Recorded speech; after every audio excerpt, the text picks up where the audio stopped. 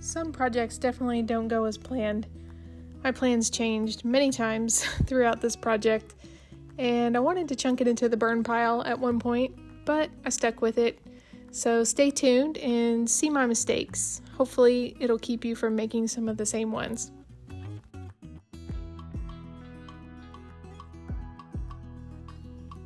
I found this piece at Habitat Restore for $20, and I thought the top drawer design was unique with the way it's smaller than the others, and I just thought it looked so cute and dainty with the little feet that it had on it, so I immediately thought it had to be pink, whether it would go in a little girl's room or anybody's room, really. So I wiped down the top and filled in the many scratches it had on the top with wood filler, and while that dried, I scrubbed down the rest of the piece.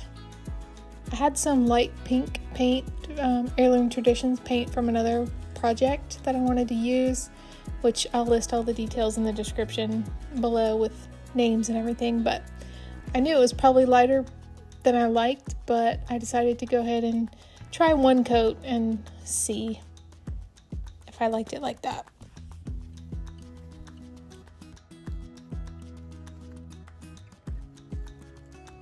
So you can see here that I started painting before I filled the holes in from the hardware, which I wouldn't normally do, but I wasn't for sure which hardware I wanted to put on it yet, and I was just anxious to see about this paint color. So that's probably mistake number one, because it's always hard to hide the holes that you fill. At least for me it is. It's definitely not my strong suit, so I normally would do that first, and so it would have several layers of paint on it to hide it better. Next, I sanded the top and then wiped it down with mineral spirits just to make sure and get all the grit off of there, and let that dry for a minute. And then I applied a light colored gel stain with a chip brush, also from Heirloom Traditions, because I originally thought I wanted the top to be more of a natural color. Gel stains don't soak into the wood, they sit on the top, and I just feel like they're a little easier to work with and apply evenly than a traditional stain, so that's why you'll see me mostly using gel stains. But anyway, I got this top done, and there were some scratches, really deep scratches in one spot that just, no matter how much I sanded, they just wouldn't disappear. So then I decided to go with a darker stain on top.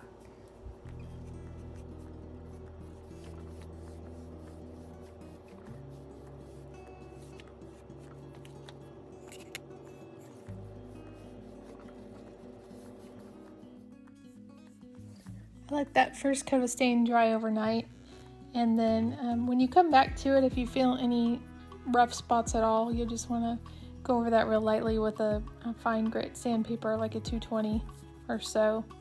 So I came back in with this darker stain that I just love the color of. I've used it a ton. And there's several ways to apply a gel stain, but since I'm going for a wood grain look on this, I'm not too worried about getting it perfectly even. So I used the foam brush, and then I come back over the top of it with a big soft stain deck staining brush, and work in small sections, and just go over it once or a couple of times just until you get that look that you like. And you want to do the strokes all the way across the piece, long strokes all the way across.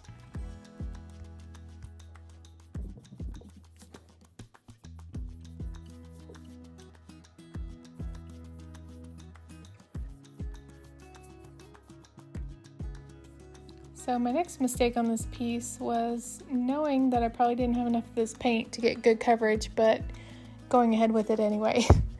It was too light like I thought, so I knew I had some other colors that I could mix, and that's what I ended up doing. So it turned out okay, but next time I'll just make sure I have enough paint.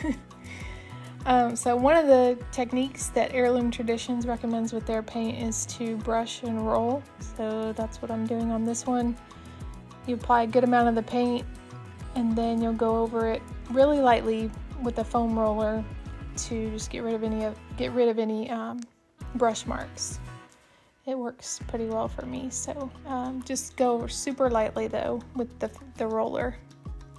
And one thing I cannot stress enough, no matter what paint you use, is to double and triple check around all the edges and everything for any globs or drips that you might have, especially in corners if you're doing like cabinet doors, or any detailed parts of your piece is where it tends to glob up. So I tend to be really light-handed when applying paint or stain, but I still have drips, so just be really careful with that.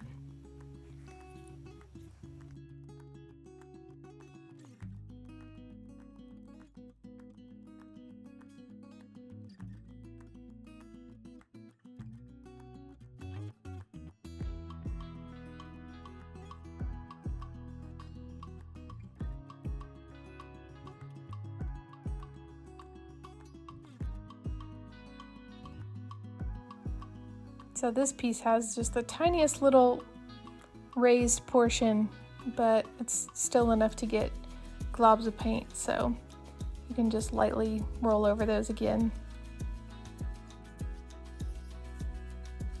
Even after mixing those several colors of paint that I had, I still didn't have as much paint as I would have liked. So I decided to try the stain over the two larger drawers with the hope that the pink that I had on there would still show through, at least somewhat. But that didn't really look the way I wanted it to in my head, so it is what it is, and just go with it. So I wasn't about to sand it all off and start all over.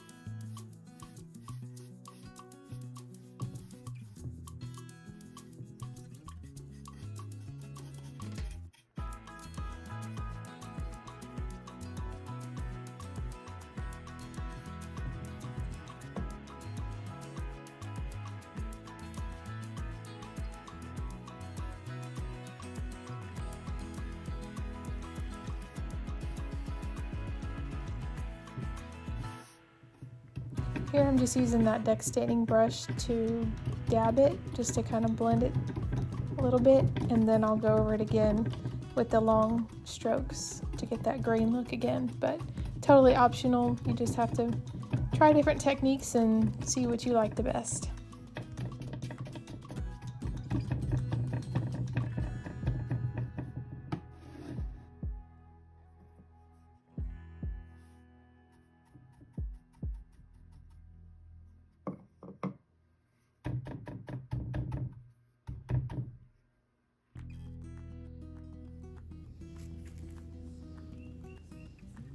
I realized the hardware I had from another piece that I had in the garage had these flowers on them, so I thought that they'd go really well with the feminine look I was going for. You might have seen me cleaning these in some of my other videos, and while they did get shinier, they still had some dark spots that I just couldn't get out, so that bugged me and I decided to just go ahead and paint them. So I saw this great painting hack for hardware, and unfortunately I don't remember where I saw it, so I can't give them credit, but this is awesome because you don't have to just lay them on their side and paint one side, wait for it to dry, and then flip them over and paint again. You can just do it all at once like this. These were strange. They actually had two tiny holes on this one little piece of hardware, which is odd, but anyway, it worked really well.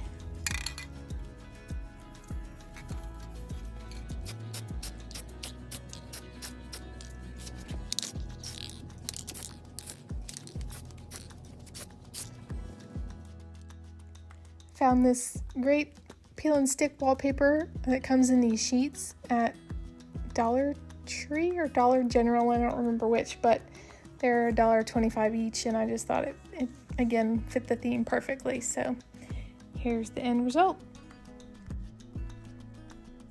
Biggest takeaways: make sure you have plenty of paint.